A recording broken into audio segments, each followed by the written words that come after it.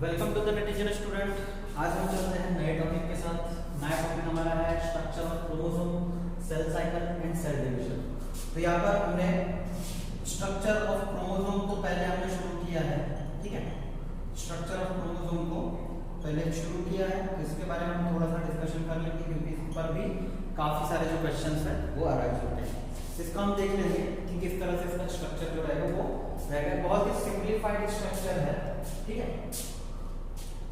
तो simplified structure है, तो इसमें हम देखेंगे कि किस तरह से इसमें स्ट्रक्चर को डिटरमाइन किया गया है। तो देखिए इसमें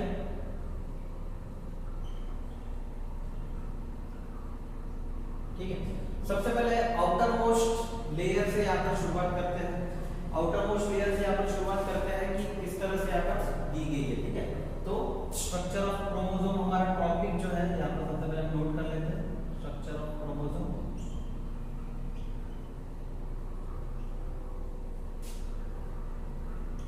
ठीक है। तो इसमें पेलिकल जो है, सबसे पहले पेलिकल के बारे में डिस्कस करते हैं। पेलिकल जो है, पेलिकल रहेगा आउटर मोस्ट कवरिंग। ये ग्लाइकोप्रोटीन, ग्लाइकोलिपिड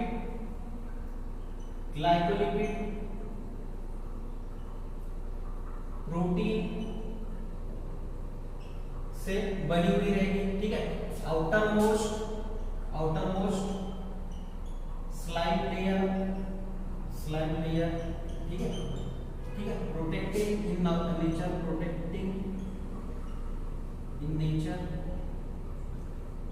तो इस तरह से ये आउटर मोस्ट लेयर रहेगी किसकी, क्रोमोसोम की। स्ट्रक्चर ऑफ क्रोमोसोम अगर आप देखते हो तो ये आउटर मोस्ट लेयर रहेगी, ठीक है। मैकेनिकल सपोर्ट प्रोवाइड करेगी क्रोमैटिक मटेरियल को, मैकेनिकल सपोर्ट प्रोवाइड करेगी, ठीक है। शेप डिसाइड करेगी, ठीक है। ये थिन लेयर रहेगी, काफी थिन लेयर रहेगी, और ये क्रोमैटिक मटेरियल के ऊपर जो है जो कोई भी थ्रेड है इसके ऊपर प्रेजेंट रहेगी। अभी देखिए जो है हमने स्ट्रक्चर यहाँ पर बनाया है, तो आप जैसे क्रोमोसोम को एक इस नजरिए से देखते हैं। क्रोमोसोम को जो इस नजरिए से आप देखते हो, तो ये आप आर्म को बोलते हो पी आर्म, और इसको बोलते हो क्यू आर्म, और इसको बोलते हो प्राइमरी कंस्ट्रक्शन। 9th की बुक में आपने देखा होगा, ठीक है। 9th की बुक में आपने क्रोमोसोम का स्ट्रक्चर इसमें आपने देखा होगा। तो क्रोमोसोम का स्ट्रक्चर कुछ इस तरह से अपीयर होता है। तो क्रोमोसोम के स्ट्रक्चर में प्राइमरी कंस्ट्रक्शन की साइड रहती है, ठीक है। तो हम ये इस एक थ्रेड को ले रहे हैं, ठीक है। हम किसको ले रहे हैं, हम इस एक थ्रेड को ले रहे हैं, एक थ्रेड के स्ट्रक्चर को हम यहाँ पर लेते हैं। तो ये सारा डिस्कशन चल रहा है ये एक थ्रेड पर, ठीक है। From telomere to satellite chromosome, from starting point to end point, ठीक है। इसमें देखिए पेलिकल जो रहेगा ये आउटर मोस्ट कवरिंग रहेगी, इसकी आउटर मोस्ट कवरिंग रहेगी, जो क्या करेगी, glycolipid protein outer most line layer रहेगी, प्रोटेक्टिंग नेचर रहेगी, मैकेनिकल सपोर्ट और शेप इसको प्रोवाइड करेगी। उसके बाद में आप देखिए, इसके बाद हम देखते हैं मैट्रिक्स के बारे में जानते हैं। मैट्रिक्स जो रहेगा ये इनर बेड प्रोवाइड करेगा,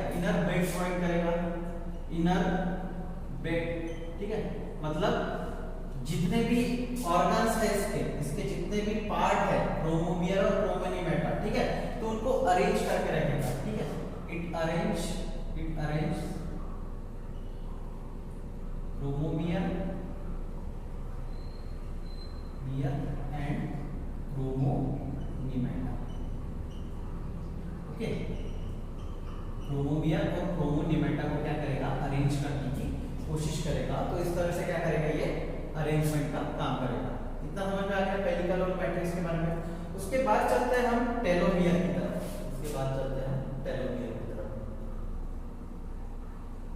telomere is the head region of the chromosome, ठीक है। Telomere is the head region of the chromosome. ये वाली जो साइड आप देखते हो ये रहेगा टेलोमियर। टेलोमियर जो रहेगा एक सेपरेट अपना एक कंपार्टमेंट बनाकर रहेगा। देखिए जब भी आप यहाँ पर आते हैं, जैसे ये स्ट्रक्चर हम ड्रॉ करते हैं, तो इस तरह से यहाँ पर एक नैरो पोर्शन बनता है, ठीक है। नैरो पोर्शन बनता है, तो वो नैरो पोर्शन जो है वो टेलोमियर का पोर्शन होता है, ठीक है। नैरो पोर्शन टेलोमियर का पोर्शन होता है। It is the end part, it is the head part, it is the end part, or we can say it is head part of the chromosome. ठीक है, head part of the chromosome. Chromosome का and part और head part ये रहेगा। इस तरह से आपका टेलोमियर जो रहेगा ये अरेंज रहेगा। तो इस तरह से हम देखते हैं, ठीक है। इसके बाद देखिए क्रोमोमियर की तरफ आते हैं, ठीक है। क्रोमोमियर स्ट्रक्चर को ध्यान में देखिए, क्योंकि इससे रिलेवेंट अगर क्वेश्चन आता है तो इसकी पोजीशन पूछी जाएगी, ठीक है। इसकी पोजीशन आपको पूछी जाएगी, या तो इसका जो रहेगा स्ट्रक्चर के बारे में थोड़ा डिटर्मिनेशन आपको पूछा जाएगा। तो इसके पीछे थोड़ा सा ध्यान दीजिए, ठीक है।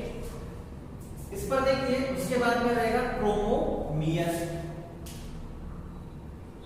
क्या प्रेजेंट रहेगा, क्रोमोमियर, ठीक है।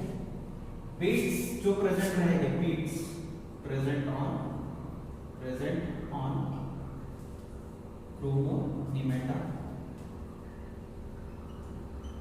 क्रोमोनिमेटा पर जो बीट्स प्रेजेंट रहेंगे उसको क्रोमोमियर बोलेंगे, ठीक है। Chromomere it helps to construct the structure of chromatin, ठीक है।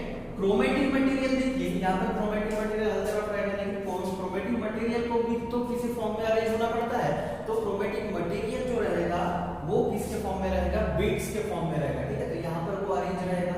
अभी देखिए, अभी जब भी वहां पर हम डिवीजन देखते हैं, माइटोसिस मेयोसिस डिवीजन के वक्त पे क्या हो जाता है, ये क्रोमोमियर एक स्पेशलाइज्ड स्ट्रक्चर ले लेते हैं। स्पेशलाइज्ड स्ट्रक्चर लेने के बाद वो खुद को क्या करते हैं, अरेंज करने की कोशिश करते हैं, को अरेंज करने की कोशिश करते हैं। तो इस तरह से क्या होता है, इनकी जो बीट्स है, ये बीट्स एक मैनर में आ जाते हैं, पर्टिकुलर मैनर में। जैसे हम बोलते हैं ना, सावधान हो गए, सावधान होने के बाद में सभी लोग जैसे भी इधर उधर थे तो क्या हो जाते हैं, एक अरेंज हो जाते हैं। उसी तरह बीट्स भी क्या करेंगे, यहाँ पे डिसिप्लिन फॉलो करेंगे। और डिसिप्लिन फॉलो कराने वाला कौन रहेगा, क्रोमोमियर्स को क्रोमोनिमेटा, ठीक है। It helps to bind beads on it, ठीक है। it helps to bind beads on it, beads को क्या करेगा, बाइंड करके रखने की कोशिश करेगा, ठीक है। क्रोमोनिमेटा जो रहेगा, ये क्रोमोनिमेटा बीड्स को बांध कर रखने की कोशिश करेगा। उसके बाद आते हैं हम सेंट्रोमियर की तरफ। सेंट्रोमियर का और एक नाम है, सेंट्रोमियर को प्राइमरी कंस्ट्रिक्शन भी बोला जाता है, ये ध्यान में रखिए। सेंट्रोमियर को और प्राइमरी कंस्ट्रिक्शन, ठीक है। सेंट्रोमियर को प्राइमरी कंस्ट्रिक्शन बोला जाता है। तो प्राइमरी कंस्ट्रिक्शन में क्या होता है कि primary constriction it is the binding site to another thread या फिर strand of chromosome, ठीक है। another strand of chromosome, ठीक है। इसमें देखिए, जैसे यहाँ पर प्राइमरी साइट है, जैसे मैंने ये क्रोमोसोम यहाँ पर ड्रा किया, यहाँ पर प्राइमरी कंस्ट्रिक्शन अगर यहाँ पर है, तो प्राइमरी कंस्ट्रिक्शन क्या करेगा, ये दूसरे क्रोमोसोम को यहाँ पर अटैच करने की कोशिश करेगा। अगर मैं बोलना चाहूँ कि इसी टाइप का जो थ्रेड है, स्ट्रैंड है, तो ये स्ट्रैंड को अगर पास कराना है तो मुझे यहाँ से पास कराना होगा, ठीक है। ये वाली जो साइड रहेगी, यहाँ से दूसरा स्ट्रैंड जो होगा वो पास आउट होगा। तो इस तरह से इसका स्ट्रैंड जो रहेगा इस तरह से रहेगा, ठीक है। सेकेंडरी कंस्ट्रक्शन की तरफ आते हैं। Secondary constriction,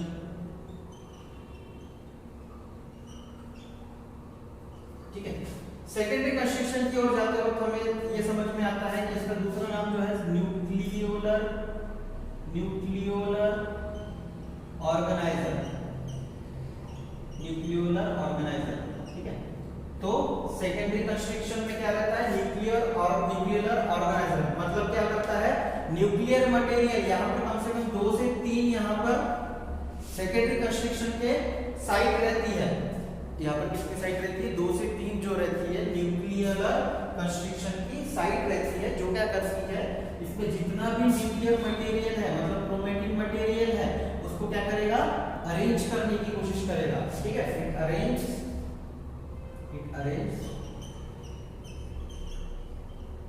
the nuclear material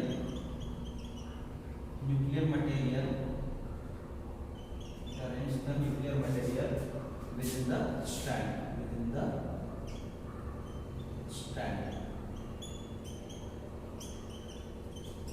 में क्या करेगा, ये न्यूक्लियर मटेरियल जो है अरेंज करने की कोशिश करेगा। और सेट क्रोमोसोम जो रहेगा ये हमेशा सेकेंडरी कंस्ट्रक्शन के आसपास ही आपको नजर आएगा, जो सेकेंडरी कंस्ट्रक्शन के आसपास ही आपको नजर आएगा। ये इसलिए इसके आसपास नजर आएगा क्योंकि इसमें क्या होता है कि जैसे कि सेकेंडरी कंस्ट्रक्शन को आप देखोगे तो सेकेंडरी कंस्ट्रक्शन में जो है सैटेलाइट क्रोमोसोम इसके आसपास नजर इसलिए आता है क्योंकि इसका जो साइट रहता है, न्यूक्लियर प्रोवाइड करने का।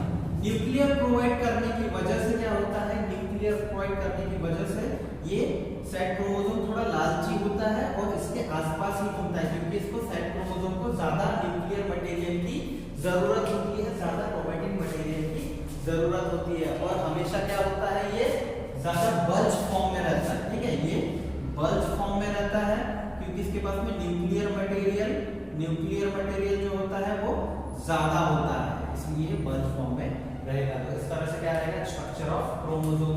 ठीक है, स्ट्रक्चर ऑफ क्रोमोसोम हमने देखा है 9th क्लास में, हमने काफी अच्छे से पढ़ा है, लेकिन ये डिटेल स्ट्रक्चर शायद ही हमने पढ़ा होगा, तो डिटेल स्ट्रक्चर को इतना ही आपको समझ के रखना है। ठीक है, और क्रोमोसोम में दो टाइप होते हैं। ठीक है, क्रोमोसोम में दो टाइप होते हैं अकॉर्डिंग टू द यूक्रोमैटिन और हेटेरोक्रोमैटिन। ठीक है, यूक्रोमैटिन और हेटेरोक्रोमैटिन। ठीक है, यूक्रोमैटिन और हेटेरोक्रोमैटिन। तो ये ध्यान में रखिए कि यूक्रोमैटिन और हेटेरोक्रोमैटिन। होमोलोगस हेटेरोलोगस क्रोमोसोम आपको पता ही है। होमोलोगस मतलब सेम क्रोमोसोम और heterologous chromosome means different type of chromosome. क्यों, देखिए अभी ये होमोलोगस और हेटेरोलोगस को भी थोड़ा सा हम डिस्कस करते हैं, थोड़ा सा, ज्यादा डिटेल में नहीं करते हैं। होमोलोगस क्रोमोसोम को होमोलोगस क्यों कहा जाता है, क्योंकि उनका लोकेशन सेम होता है। होमोलोगस क्रोमोसोम को क्यों सेम कहा जाता है, होमोलोगस क्रोमोसोम को क्यों कहा जाता है, क्योंकि इसका लोकेशन सेम होता है। ठीक है, उनकी लेंथ एंड ब्रेथ सेम होती है। ठीक है, लोकेशन सेम होता है। क्रोमैटिन मटेरियल जो बोलते हैं, क्रोमैटिन मटेरियल ये भी सिमिलर होता है। हेटेरोलोगस में ये सारी चीजें जो होती है वो ऑपोजिट होती है। इसका एग्जांपल आपको पता है, फीमेल क्रोमोसोम अगर आप देखोगे तो एग्जांपल और मेल क्रोमोसोम XY। ठीक है, तो इस तरह से होमोलोगस और हेटेरोलोगस क्रोमोसोम होते हैं। ठीक है, अभी देखिए इसके टाइप्स ऑफ क्रोमोसोम देख लेते हैं। टाइप्स ऑफ क्रोमोसोम किस तरह से रहेंगे। टाइप्स ऑफ क्रोमोसोम आपको पता है, 9th क्लास में आपने स्टडी की है, तो मुझे लगता है कि आपको पता होगा। इसको 2 मिनट में हम क्या करते हैं, देखते हैं कि टाइप्स ऑफ क्रोमोसोम किस तरह से रहेंगे। Types of chromosome.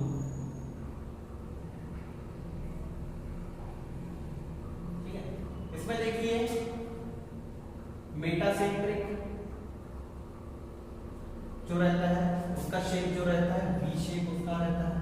ठीक है, क्योंकि सेंट्रोमियर की पोजीशन कहाँ रहती है, मिड में प्रेजेंट रहती है, इसलिए इनका मेटासेंट्रिक में ये आपको स्ट्रक्चर दिखेगा। मेटासेंट्रिक में वी शेप रहता है स्ट्रक्चर। ठीक है, थोड़े से पॉइंट आप नोट डाउन कर लीजिए। सब मेटासेंट्रिक में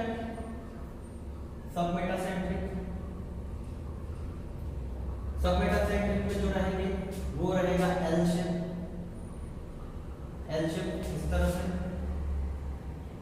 इस तरह से ये क्रोमोसोम रहेगा सब मेटासेंट्रिक में। ठीक है, एक्रोसेंट्रिक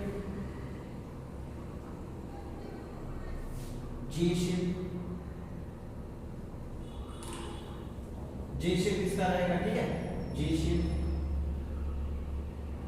और टेलोसेंट्रिक जो रहेगा, ये रहेगा आई शेप। ठीक है, आई शेप भी तो इस तरह से ये जो अकॉर्डिंग टू शेप इनके नेम दिए गए हैं। ये एनाफेज जो रहेगा, एनाफेज उसमें आपको क्लियरली अपीयर होगा, एनाफेज में आपको क्लियरली अपीयर होगा, ठीक है। तो ये ध्यान में रखिए, ऑब्जेक्टिव में पूछा जा सकता है कि कौन से फेज में ये सारे टाइप्स ऑफ क्रोमोसोम आपको देखने को मिलते हैं। तो ये आपको ध्यान में रखना है कि एनाफेज में आपको ये स्ट्रक्चर जो है आपको अपीयर होंगे, ठीक है। यूक्रोमेटिन, हेटेरोक्रोमेटिन, ये जो है अकॉर्डिंग टू क्रोमेटिक मटेरियल जितना प्रेजेंट रहेगा उसके हिसाब से यूक्रोमेटिन और हेटेरोक्रोमेटिन को डिटरमाइन किया गया है, ठीक है। तो इतना ध्यान में रखो। अगला जो है हमारा सेल साइकिल जो रहेगा, ठीक है। सेल साइकिल की तरफ बढ़ते हैं कि सेल साइकिल हमारा किस तरह से रहेगा, ठीक है। सेल साइकिल अभी हम देखते हैं कि सेल साइकिल में क्या होता है।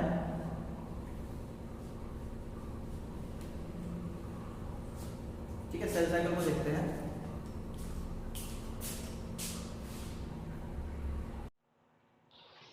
ठीक है स्टूडेंट, तो इसमें देखते हैं सेल साइकिल में। सेल साइकिल में देखेंगे कि कितने टाइप ऑफ डिवीजन यहाँ पर होते हैं, ठीक है। सेल साइकिल में कितने टाइप ऑफ डिवीजन यहाँ पर होते हैं। तो टाइप ऑफ सेल डिवीजन देख लेते हैं कि कितने टाइप होते हैं। अमाइटोसिस टाइप का होता है, माइटोसिस टाइप का होता है और मियोसिस टाइप के डिवीजन यहाँ पर होते हैं, ठीक है।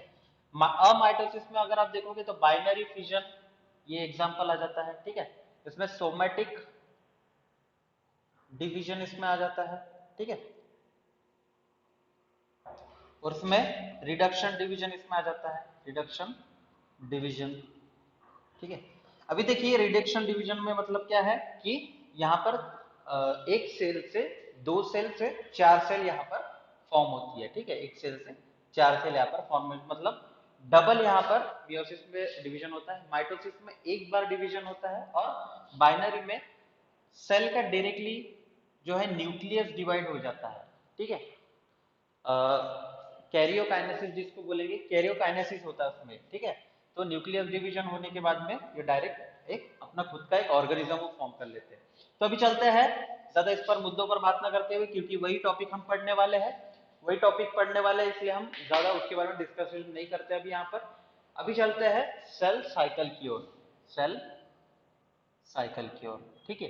सेल साइकिल में अब ध्यान दीजिएगा कि कौन सी फेज में क्या चीज जो है वो तैयार होती है, ठीक है। कौन सी फेज में क्या चीज तैयार होती है, ये इस पर आप ध्यान दीजिए, ठीक है।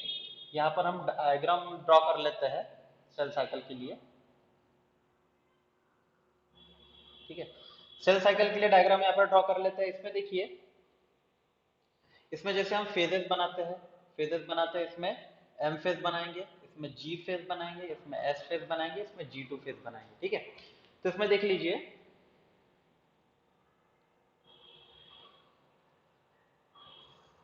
इन फेजेस के बारे में हम थोड़ा सा अच्छे से यहाँ पर डिटेल में डिस्कशन करेंगे कि यहाँ पर जो फेजेस है वो किस तरह से यहाँ पर परफॉर्मेंस देते हैं, ठीक है। यहाँ पर देखिए, यहाँ पर G1 फेज हम यहाँ पर ले लेते हैं, यहाँ पर S फेज ले लेते हैं, यहाँ पर G2 फेज ले लेते हैं, यहाँ पर M फेज ले लेते हैं, ठीक है।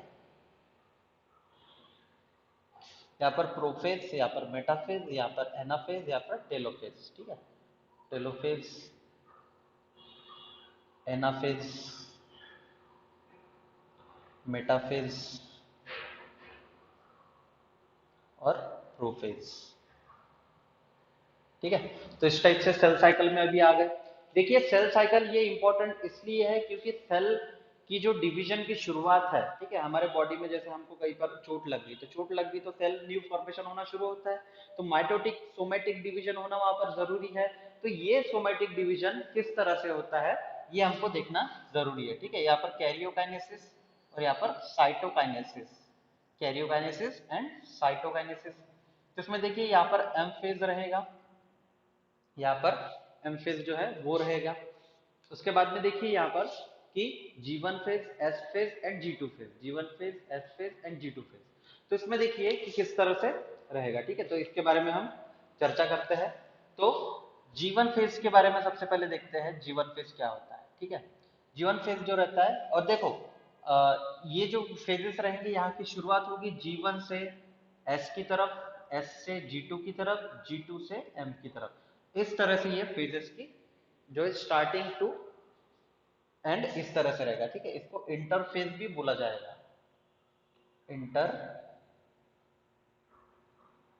फेज, ठीक है, इसको इंटरफेज बोला जाएगा क्योंकि इसमें क्या हो रहा है, इंटरफेज और रेस्टिंग फेज भी इसको बोला जाता है, ठीक है, इंटरफेज और रेस्टिंग फेज इसको बोला जाता है, ठीक है, इंटरफेज या फिर रेस्टिंग फेज इसमें बोला जाता है।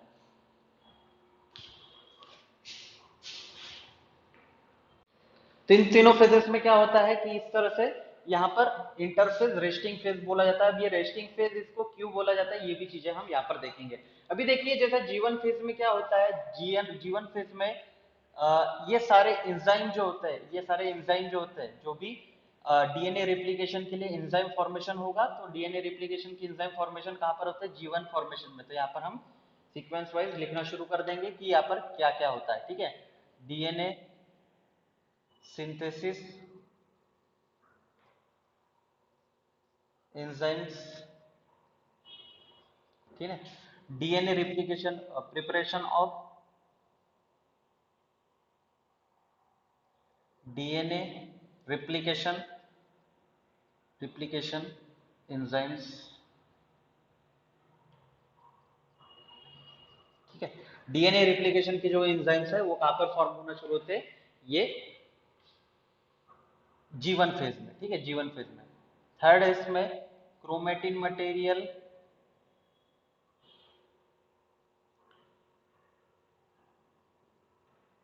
फॉर्मेशन। देखिए पूरी तरह से यहां पर फॉर्म नहीं होगा, क्रोमेटिन मटेरियल जो है, क्रोमेटिन मटेरियल जो यहाँ पर पूरी तरह से फॉर्म नहीं होगा। यहाँ पर क्या होगा कि यहाँ पर सिर्फ रॉ मटेरियल फॉर्म होगा इसका, ठीक है, क्रोमेटिन मटेरियल का रॉ मटेरियल जो है यहाँ पर फॉर्म होगा। तो यहाँ पर जीवन फेज में ये सारी चीजें यहाँ पर देखने में आती है, ठीक है। डीएनए रेप्लिकेशन के एंजाइम्स यहाँ पर फॉर्म हो गए, ठीक है, मतलब प्रोटीन जितना भी फॉर्म होगा ये यहाँ पर फॉर्मेशन की शुरुआत होगी जीवन फेज में। उसके बाद में आते हैं एस फेज, इसको गैप वन फेज भी बोला जाता है, ग्रोथ फेज भी बोला जाता है, ग्रोथ वन फेज भी बोला जाता है, ठीक है, गैप फेज भी बोला जाता है, ग्रोथ वन फेज भी बोला जाता है, ठीक है। तो ये ध्यान में रखिए इसके नाम, गैप वन फेज और ग्रोथ वन फेज इसको बोला जाता है। एस फेज को सिंथेसिस फेज बोला जाता है, सिंथेसिस फेज बोला जाता है, एस फेज को सिंथेसिस फेज। देखिए अभी जितने भी यहाँ पर जो इंजाइम्स अगर आ रहे हैं, ठीक है, तो इंजाइम्स अगर आ रहे हैं तो इंजाइम्स का जो फॉर्मुलेशन है, ठीक है, इंजाइम एक्टिवेशन साइट रहेगी, इंजाइम एक्टिवेशन साइट रहेगी। जो भी इंजाइम अगर आ रहे हैं, यहाँ पर तो सिर्फ प्रिपरेशन हो रहा है, यहाँ पर सिर्फ सिंथेसिस हो रहा है, सिंथेसिस मीन्स यहाँ पर सिर्फ उनका प्रोटीन बन रहा है, लेकिन सिंथेसिस साइट में आने के बाद में क्या हो जाएगा कि सिंथेटिक साइट में आने के बाद में ये जो इंजाइम है ये एक्टिवेट हो जाएंगे, ठीक है। जितना भी क्रोमेटिन मटेरियल स्ट्रैंड्स या फिर मटेरियल है, raw chromatin material forms strands, strand here, ठीक है, स्ट्रैंड हियर, स्ट्रैंड फॉर्म करेंगे। उसके बाद में क्या होगा कि जो डीएनए रिप्लिकेशन की जो प्रोसेस होगी, the process of replication of DNA will start here, will starts here, ठीक है। उसके बाद में होगा जो सिंथेसिस फेज में जितने भी एंजाइम्स यहाँ पर आए हैं वो तो एक्टिवेट हो गए ही, ठीक है, एक्टिवेट हो गए ही, और वो क्या करेंगे, दूसरे एंजाइम्स को भी डिवाइड करेंगे। The enzymes will divide itself, divide and activate itself, ठीक है। एंजाइम जो होंगे जितने भी इंटर हुए हैं क्या करेंगे, डिवाइड करेंगे और एक्टिवेट करने का काम शुरू कर देंगे, ठीक है। तो इस तरह से यहाँ पर आएगा। उसके बाद में G2 फेज में आते हैं। G2 फेज में देखिए क्या होगा, इसको ग्रोथ टू फेज भी बोलते हैं, growth two phase, gap two phase, ठीक है, ग्रोथ टू फेज या फिर गैप टू फेज इसको बोला जाता है। तो इसको यहाँ पर देखते हैं। तो इसमें क्या होगा, G2 फेज में क्या होगा, G2 फेज में होगा जो स्पिंडल फाइबर फॉर्म होते हैं ना, ग्रोथ फेज यहाँ पर लिख देते हैं, ठीक है। स्पिंडल फॉर्मेशन जो होते हैं, ठीक है, ट्यूबुलिन फॉर्मेशन होगा, ट्यूबुलिन फॉर्मेशन। अब ट्यूबुलिन जो फॉर्मेशन हो रहा है, अभी ट्यूबुलिन जो फॉर्मेशन हो रहा है जितना भी, तो वो यूजफुल क्यों रहेगा, ट्यूबुलिन इसलिए यूजफुल रहेगा क्योंकि स्पिंडल फाइबर जो बनते हैं, स्पिंडल फाइबर ड्यूरिंग द, कब, ये जब क्या होता है इसमें, जब ये आगे वाली स्टेज में जाते हैं, मतलब prophase, anaphase, prophase, metaphase, anaphase, telophase जो प्रोसेस में जाते हैं, तो क्या होगा, स्पिंडल फाइबर यहां पर बनेगा, ठीक है, स्पिंडल फाइबर, ठीक है। DNA and RNA synthesis complete here, complete here, ठीक है। तो डीएनए और आरएनए जो सिंथेसिस है वो यहाँ पर आकर कंप्लीट होना शुरू कर देगा, ठीक है। तो इस तरह से क्या होगा, ग्रोथ 1 फेज, सिंथेसिस फेज और G2 फेज, इस तरह से यहाँ पर वर्क करेंगे। तो इसमें देखिए, इसमें जैसे देखिए कि जो भी यहाँ पर हाँ, G2 फेज में और क्या होगा, G2 फेज में कंप्लीट क्रोमेटिन मटेरियल बनेगा, कंप्लीट स्ट्रैंड्स ऑफ, जो यहाँ पर आधे अधूरे थे ये वाली जनरेशन में, और ये वाली जनरेशन में जो आधे अधूरे थे strand, complete strand will form here, ठीक है। कंप्लीट स्ट्रैंड्स यहाँ पर फॉर्म होना शुरू होंगे। उसके बाद क्या होंगे, जितने भी क्रोमेटिन मटेरियल रिक्वायर्ड है, क्रोमेटिन मटेरियल कहाँ पर जाना चाहिए, ये प्रोफेज, मेटाफेज, एनाफेज, टेलोफेज में, तो यहाँ पर जाकर वो रुकेंगे। अभी देखिए हम बोल रहे थे कि इंटरफेज को रेस्टिंग फेज बोला जाता है, तो इसमें देखिए कि कुछ जो साइंटिस्ट थे ये ऐसा मानना था उनका कि इंटरफेज जो है वो कोई काम का फेज नहीं है, ठीक है, रेस्टिंग फेज बोला जाता है, मतलब वहां पर कुछ नहीं हो रहा है। लेकिन सबसे इंपॉर्टेंट जो फेज है वो रेस्टिंग फेज ही है, रेस्टिंग फेज ही है, ठीक है। तो ये सबसे इंपॉर्टेंट फेज इसको माना गया है। तो G1 phase, S phase, G2 phase, और उसके बाद में G0 फेज आता है, G0 फेज, जिसको क्विंसेंट फेज बोला जाता है, ठीक है, क्विंसेंट फेज इसको बोला जाता है। तो ये क्विंसेंट फेज फिर से जो साइटोकाइनेसिस होता है, तो साइटोकाइनेसिस के बाद में क्विंसेंट फेज आता है, तो क्विंसेंट फेज में फिर से सेल की जो है वो ग्रोथ होना शुरू होती है। तो वो देखेंगे बाद में कि क्विंसेंट फेज जो है वो क्या करता है। क्विंसेंट फेज एक्चुअली G1 फेज में ही होता है, G1 फेज में ही G0 फेज होता है, लेकिन वो वर्क करता है बाकी सबके बाद, मतलब सेल डिवाइड होने के बाद में वो वर्क करता है, ठीक है, सेल डिवाइड होने के बाद में वो वर्क करता है, इसलिए इसको बाद में हम इसको देखेंगे, ठीक है। तो अभी हम चलते हैं माइटोसिस की तरफ कि माइटोसिस में क्या क्या हो रहा है। तो इसको टॉपिक को हम समझने की कोशिश करते हैं, आगे बढ़ते हैं कि माइटोसिस में क्या क्या होगा, ठीक है।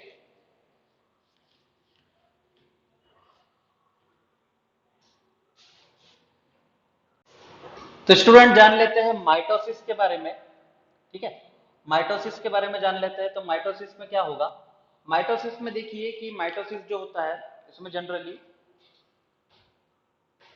इसमें माइटोसिस में जनरली जो होती है, जैसे जैसे यहाँ पर मैंने ट्वाइस एन, जैसे यहाँ पर हैप्लॉइड डिप्लॉइड सेल जो है यहाँ पर ले लिया, तो डिप्लॉइड सेल जो होगी वो डिप्लॉइड नंबर में ही डिवाइड होगी। जैसे कि अगर सपोज हम एग्जांपल ले लेते हैं, जैसे कि मैंने आपको ये नोट्स सारे लिखा कर दिए, एक पेज में आपको एक नोट्स लिखा कर दिए, ठीक है। जैसे कि हम ले लेते हैं इसमें एक पेपर ले लेते हैं, ये नोट्स मैंने लिखा कर दिए और ये नोट्स को मैंने फाड़ दिया और दो लोगों में डिस्ट्रीब्यूट कर दिया। जैसे नोट्स को फाड़ कर दो लोगों में डिस्ट्रीब्यूट कर दिया, तो ये इंफॉर्मेशन कंप्लीट रहेगी क्या, ये इंफॉर्मेशन जो है ये कंप्लीट रहेगी क्या, नहीं, ये इंफॉर्मेशन कंप्लीट नहीं रहेगी। इसलिए माइटोटिक डिवीजन जो है जनरली जो है हमारे लिए इंपॉर्टेंस लेके आता है डिवीजन का, ठीक है, माइटोटिक डिवीजन ये हमारे लिए इंपॉर्टेंस लेके आता है डिवीजन का। तो ये हमें समझना बहुत इंपॉर्टेंट हो जाता है कि माइटोसिस में ये डिवीजन जो है ये क्यों होना चाहिए। क्योंकि अगर सपोज मैंने डिप्लॉइड सेल यहाँ पर लिया है, डिप्लॉइड सेल लिया है, तो इसका मतलब है कि इसका डिवीजन अगर होता है तो 2n में डिवाइड होना चाहिए, लेकिन हो क्या रहा है कि ट्वाइस एन में डिवाइड हो रहा है। इसी का क्या मतलब है, जैसे 46 क्रोमोसोम हमारी बॉडी में है, तो 46 क्रोमोसोम इक्वली डिवाइड होते हैं। 23 अगर होंगे तो आधे आधे कैरेक्टर ही आएंगे ना, फुल इंफॉर्मेशन नहीं आएगी। इसलिए माइटोसिस डिवीजन जो है ये होना जरूरी है, सोमेटिक सेल डिवीजन होना जरूरी है। माइटोसिस के बारे में कुछ बेसिक जानकारी देख लेते हैं कि इसमें क्वेश्चन पूछे जा सकते हैं। इसमें देखिए जो टू डॉटर सेल है, डॉटर सेल बोल रहे, ठीक है, two daughter cell equally divide in this division, ठीक है। ये डिवीजन में टू डॉटर सेल जो है ये इक्वली डिवाइड होते हैं, ठीक है। इक्वली डिवाइड होने की वजह से क्या होता है इसमें कि पूरी तरह से इसमें डिवीजन इक्वल डिवाइड होते हैं। उसके बाद में देखते हैं कि इसमें डिवीजन होता है न्यूक्लियस एंड साइटोप्लाज्म, ठीक है। इसको हम देखेंगे बाद में, न्यूक्लियस और साइटोप्लाज्म का डिवीजन होता है। इस डिवीजन को बोला जाता है somatic cell division. Somatic cell division इसलिए बोला जाता है क्योंकि रिप्रोडक्टिव जो जर्म सेल जो है इसमें डिवाइड नहीं होती, जर्म सेल इसमें डिवाइड नहीं होती, only somatic, only body cell जो है इसमें डिवाइड होती है, इसलिए इसको सोमेटिक सेल डिवीजन बोला गया है, सोमेटिक सेल डिवीजन बोला गया इसको, ठीक है। और इसकी इसी के साथ में इक्वेशन डिवीजन इसको बोला गया है, ठीक है। इसी के साथ में इसको इक्वेशन डिवीजन बोला गया है। तो इक्वेशन डिवीजन इसलिए बोला गया है क्योंकि जो सेल है वो इक्वली डिवाइड होती है। जैसे सपोज यहाँ पर हमको चोट लग गई तो वो जो सेल होगी वो इक्वली डिवाइड होगी, ना कि एक सेल इलोंगेटेड फॉर्म में डिवाइड होगी और एक सेल शॉर्ट फॉर्म में डिवाइड होगी, ऐसा नहीं होगा। उसमें क्या होगा, इक्वेशन डिवीजन होगा, ठीक है,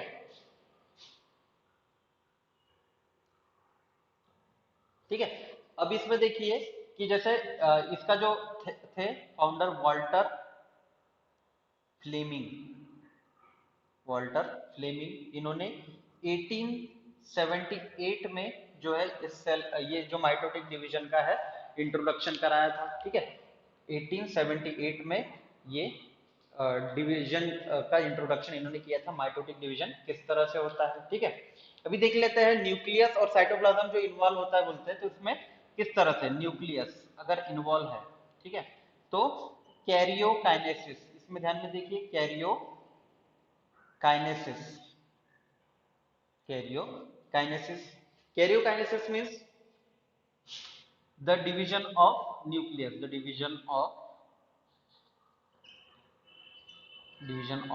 nucleus, ठीक है।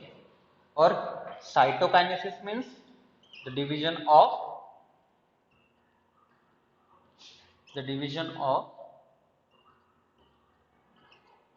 साइटोप्लाज्म, ठीक है। डिवीजन ऑफ न्यूक्लियस और division of cytoplasm, it is known as cytokinesis and karyokinesis.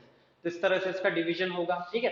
तो इक्वेशनल डिवीजन इसको बोला जाता है, इक्वेशन डिवीजन बोला जाता है, और सोमेटिक सेल डिवीजन इसको बोला जाता है। वॉल्टर फ्लेमिंग ने 1878 में इसको किया था फॉर्म। तो इसमें देखिए कि स्टेजेस क्या रहेगी, ठीक है, स्टेजेस क्या रहेगी, ये चीजें हमें थोड़ा सा देखना है यहाँ पर। अगर स्ट्रक्चर की बात करें तो इसमें देखिए अभी हम सबसे पहले आते हैं प्रोफेज स्टेज में, ठीक है, प्रोफेज स्टेज में आते हैं, ठीक है। प्रोफेज स्टेज में आते हैं तो प्रोफेज स्टेज में हम देखेंगे दो टाइप के स्टेजेस, इसमें अर्ली प्रोफेज देखेंगे और लेट प्रोफेज देखेंगे, ठीक है, early prophase and let prophase. इसमें हम देखते हैं कि ये स्ट्रक्चर इसमें हम ड्रॉ कर लेते हैं, ठीक है। इसमें क्रोमोसोम जो रहेंगे वो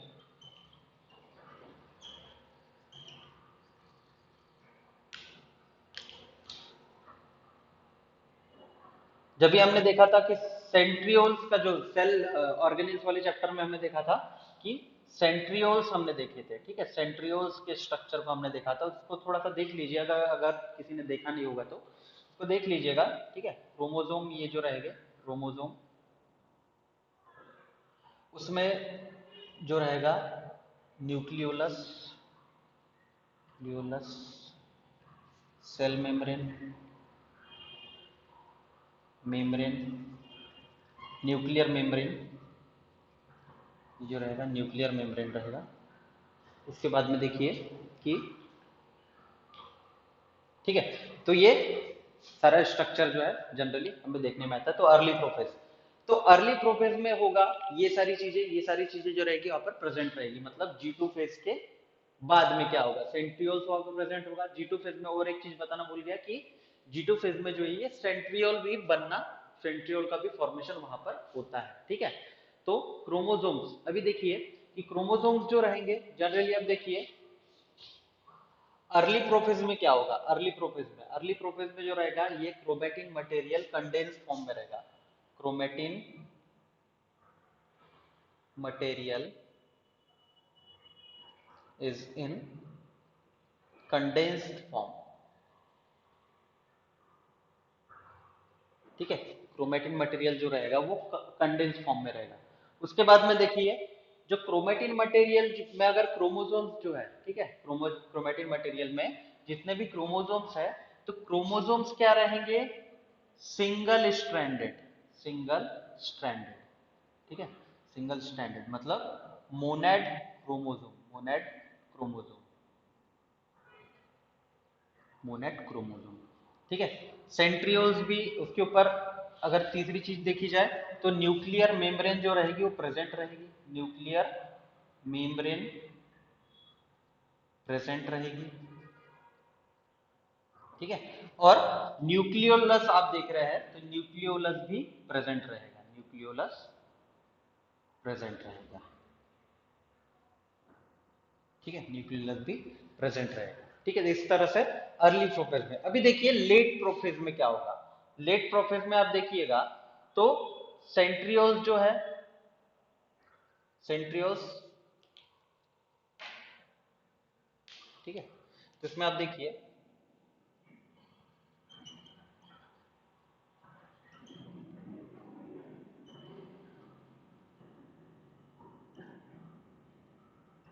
देखिए इसमें किस तरह से चेंज आ रहा है।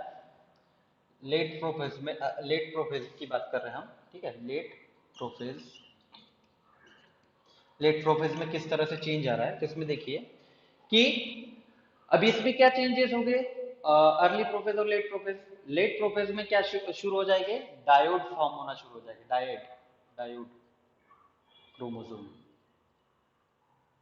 जोम। ठीक है, pairing of chromosome, pairing of chromosome, pairing of chromosome क्या हो जाएगी, फॉर्म होना शुरू हो जाएगी। उसके बाद में पेयरिंग ऑफ क्रोमोसोम होना शुरू हो गया, तो इसके बाद में क्या होगा कि ये जो सिंगल स्ट्रैंडेड है तो डबल स्ट्रैंडेड होना शुरू हो जाएंगे, डबल स्ट्रैंडेड क्रोमोसोम। ठीक है, डबल स्ट्रैंडेड क्रोमोसोम फॉर्म होना शुरू हो जाएंगे। ठीक है, सेंट्रियोल जो होंगे धीरे धीरे जो होंगे एक एक पोजीशन से दूसरी पोजीशन पर जाना शुरू करेंगे। ठीक है, सेंट्रियोल जो है, सेंट्रियोल, सेंट्रियोल क्या करेंगे यहां से, जैसे यहां पर अभी देख रहे हैं हम, सेंट्रियोल जो है यहां से यहां ऐसा पास होना शुरू हो जाएंगे। ठीक, सेंट्रियोल जो है इस तरह से, centriole goes toward its pole। ठीक है, अब ये कंडेंसेशन क्यों होगा, condensation due to dehydration, condensation is follow due to dehydration. ठीक है, कंडेंसेशन फॉलो अप होना शुरू होगा डिहाइड्रेशन की वजह से। ठीक है, इसमें देखिए डिहाइड्रेशन हो जाएगा और ये सारे जो क्रोमोसोम्स है, ये सारे क्रोमोसोम्स क्या हो जाएंगे, कंडेंस्ड होना शुरू हो जाएंगे। इसमें देखिए कि और क्या क्या होगा इसमें, इसमें होगा न्यूक्लियर मेम्ब्रेन जो होगी, nuclear membrane, membrane will disappear, will disappear. ठीक है, न्यूक्लियर मेम्ब्रेन क्या हो जाएगी, डिसअपियर होना शुरू हो जाएगी। न्यूक्लियोलस भी उसी तरह, न्यूक्लियोलस ऑल्सो डिसअपियर। ठीक है, तो इस तरह से क्या हो जाएगा कि ये जो क्रोमोसोमल चेंजेस इसमें आप देख रहे हो, ये जो क्रोमोसोमल चेंजेस आप देख रहे हो, तो इसमें लेट प्रोफेज में और अर्ली प्रोफेज में इस तरह से जो चेंजेस आएंगे वो आप देख सकते हो। ठीक है, तो ये चेंजेस इसमें रहेंगे अर्ली प्रोफेज में। एंड ये ध्यान में रखिए, prophase is the longest phase, longest phase. ठीक है, प्रोफेज क्या है? लॉन्गेस्ट फेज है, सबसे लंबा फेज जो बोला जाता है उसको प्रोफेज को बोला जाता है। ठीक है, तो ये ध्यान में रखिए, ऑब्जेक्टिव में पूछा जा सकता है। तो इसमें अगर कुछ समझ में नहीं आया, इसमें पॉइंट को फिर से मैं दोहरा देता हूँ। Diet chromosome, pairing of chromosome यहाँ पर होगी, मतलब ये जो क्रोमोसोम आपको ये बिखरे फॉर्म में दिख रहे हैं, तो ये क्या हो जाएगी? डायट फॉर्म में आना शुरू हो जाएगा। ठीक है, ये क्या करेंगे? पेयरिंग फॉर्म करना शुरू करेंगे। ठीक है, ये पेयरिंग आप देख रहे हो, इस तरह से क्या होगा? इसमें पेयरिंग फॉर्म होना शुरू हो जाएगा। डबल स्टैंडर्ड क्रोमोसोम यहाँ पर फॉर्म हो जाएंगे। ठीक है, सेंट्रियोल जो थे यहाँ पर, ये जो सेंट्रियोल थे, ठीक है, सेंट्रियोल क्या करेंगे? एक अपने पोल के तरफ जाना शुरू करेंगे, मतलब स्पिंडल फाइबर का जो वर्क रहेगा, स्पिंडल फाइबर मतलब ट्यूबुलिन जो हमने फॉर्म किया था ना किसमें? जी टू फेज में। तो जी टू फेज में जो कुछ भी ट्यूबुलिन हमने फॉर्म किया था, तो वो ट्यूबुलिन क्या करेगा? यहाँ पर आकर अपना फंक्शन जो है परफॉर्म करना शुरू करेगा। ठीक है, यहाँ पर फंक्शन आकर परफॉर्म करेगा। फिर क्या होगा? कंडेंसेशन जो है, कंडेंसेशन होना शुरू हो जाएगा। कंडेंसेशन मतलब सिकुड़ जाना, कंडेंस होना शुरू हो जाएगा। ठीक है, मतलब ये अगर एक स्टैंडर्ड फॉर्म में आ रहे हैं, स्टैंडर्ड फॉर्म में अगर आ रहे हैं, तो ये क्या होगा? कंडेंस होना भी शुरू हो जाएंगे। ये इसलिए कंडेंस होंगे क्योंकि इसमें स्पेस जो है उनको रिक्वायर्ड रहेगी। ठीक है, स्पेस जो रहेगी वो रिक्वायर्ड रहेगी। ठीक है, कंडेंसेशन किसकी वजह से होगा? डिहाइड्रेशन की वजह से। क्रोमोसोम्स में जितना भी वाटर जो रहेगा पार्टिकल, वो क्या हो जाएगा कि सूखना शुरू हो जाएगा। ठीक है, डिहाइड्रेशन आपको पता है, तो डिहाइड्रेशन की वजह से क्या हो जाएगी कि क्रोमोसोम्स का जो वाटर है वो सूखना शुरू हो जाएगा। ठीक है, न्यूक्लियर मेम्ब्रेन जो है इसमें डिसअपियर होगी। न्यूक्लियर मेम्ब्रेन जो है यहाँ पर डिसअपियर हो रही है, आप देख सकते हैं जो न्यूक्लियर मेम्ब्रेन है यहाँ पर डिसअपियर हो रही है। ठीक है, न्यूक्लियर मेम्ब्रेन डिसअपियर हो जाएगी। उसके बाद में न्यूक्लियोलस जो है, जो हमने न्यूक्लियर ऑर्गेनाइजेशन में पढ़ा था, तो न्यूक्लियोलस जो है वो भी यहाँ पर डिसअपियर होना शुरू हो जाएगा। ठीक है, तो इस तरह से जो रहेगी, और ये सबसे लॉन्गेस्ट फेज इसको माना जाता है। ठीक है, लॉन्गेस्ट फेज इसको मानते हैं। ठीक है, तो अभी चलते हैं मेटाफेज की तरफ। मेटाफेज की तरफ, मेटाफेज में क्या होगा? ठीक है, मेटाफेज में क्या होगा ये देखते हैं। मेटाफेज में देखिए कि जैसे मेटाफेज में आप देखोगे कि ये सारी जो है अरेंजमेंट होना शुरू हो जाएगी। ठीक है, जैसे यहां पर आप देखोगे कि ये का जो है सेल है। ठीक है, जो हमने प्रोफेज में जो सेंट्रियोल्स का जो अरेंजमेंट देखा था, तो सेंट्रियोल्स क्या करेंगे? यहां पर आकर ऐसे अरेंज हो जाएंगे। ठीक है, और ये जो रहेंगे ये spindle fibres.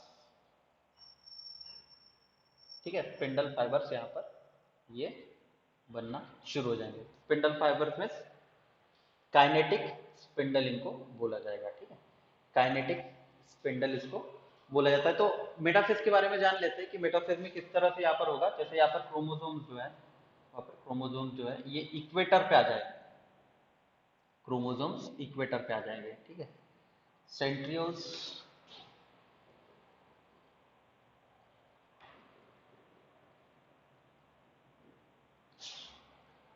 Astral raise.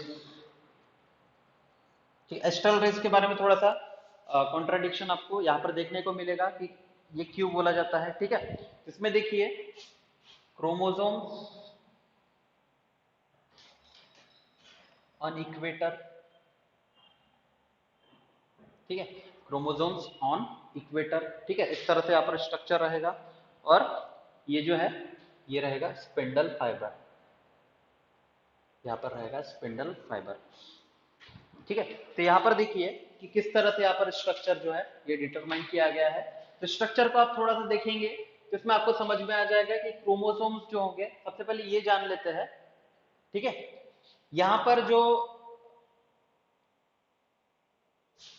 Chromosome का कंडेंसेशन है, ठीक है, मेटाफेज में condensation of chromosome completed over year. Completed here, ठीक है। क्रोमोसोम का जो कंडेंसेशन है वो कहां पर कंप्लीट होगा, ये साइट पर होगा, मतलब ये मेटाफेज की साइट पर क्रोमोसोम का कंडेंसेशन यहाँ पर कंप्लीट हो जाएगा, ठीक है। उसके बाद में क्या होगा, काइनेटिक स्पिंडल जो बोलते हैं, हमने जो ट्यूबिलिन जो लिया था ना G2 फेज से, kinetic spindle, kinetic formation of kinetic spindle, ठीक है। काइनेटिक स्पिंडल क्या होगा, यहाँ पर फॉर्म होगा, काइनेटिक स्पिंडल यहाँ पर फॉर्म होगा, मतलब ये जो काइनेटिक स्पिंडल आपको दिख रहे हैं, ठीक है, ये बने हुए एक्चुअली ट्यूबिलिन प्रोटीन से, ट्यूबिलिन प्रोटीन से, ठीक है। जो काइनेटिक स्पिंडल जो रहेंगे वो रहेंगे प्रोटीनाशियस,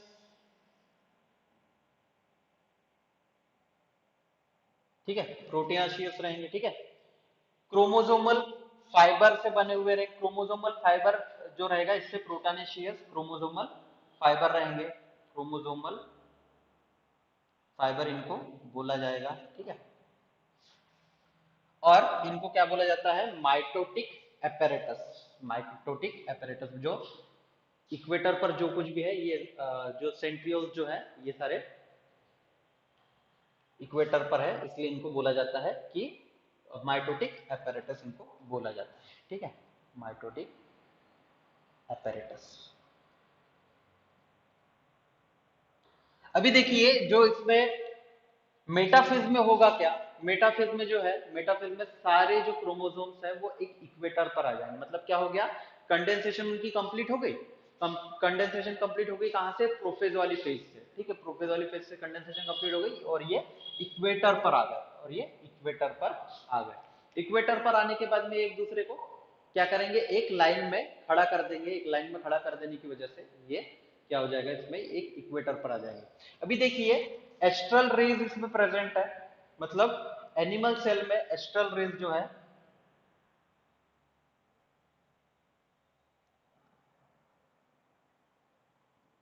एस्ट्रल रेज जो है एनिमल सेल डिवीजन, एनिमल में प्रेजेंट रहेगी, ठीक है। और जो एस्ट्रल डिवीजन इसको बोला जाए, एस्ट्रल रेज अगर प्रेजेंट है एनिमल में तो एस्ट्रल डिवीजन इसको बोला जाएगा, ठीक है, एस्ट्रल डिवीजन, ये फेज को एस्ट्रल डिवीजन बोला जाएगा। और प्लांट में अगर प्रेजेंट नहीं है तो प्लांट को क्या बोला जाएगा, एनास्ट्रल डिवीजन, ठीक है, प्लांट में, ये ध्यान में रखिए।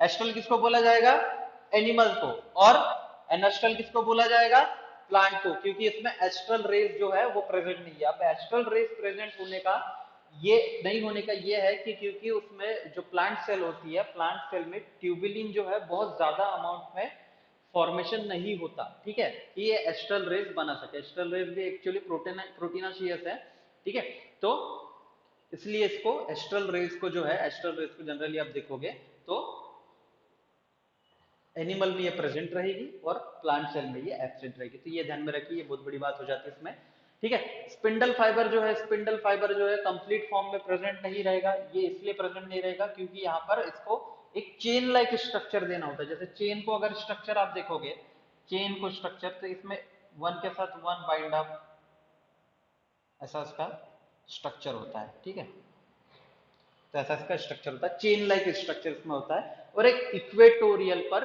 ये क्या होते हैं, फॉर्म होते हैं, इक्वेटोरियल पर फॉर्म होते हैं, ठीक है, क्रोमोसोम ऑन इक्वेटर। तो इस तरह से क्या रहेगा, मेटाफेज रहेगा। इसमें थोड़ा सा ध्यान दीजिए कि इस तरह से इसमें इसका अरेंजमेंट आपको दिखेगा, ठीक है। तो मेटाफेज, और मेटाफेज को Meta means middle, phase means stage, ठीक है, फेज में स्टेज, मिडल स्टेज ऐसा बोला जाता है। तो इस तरह से इसका रहेगा कैरेक्टरिस्टिक्स, तो ये आप ध्यान में रखिए कि ये किस तरह से इसका कैरेक्टरिस्टिक जो है वो डिटरमाइन होता है, ये चीजों को आपको ध्यान में रखना है। तो इस तरह से इसका क्या रहेगा, स्ट्रक्चर रहेगा,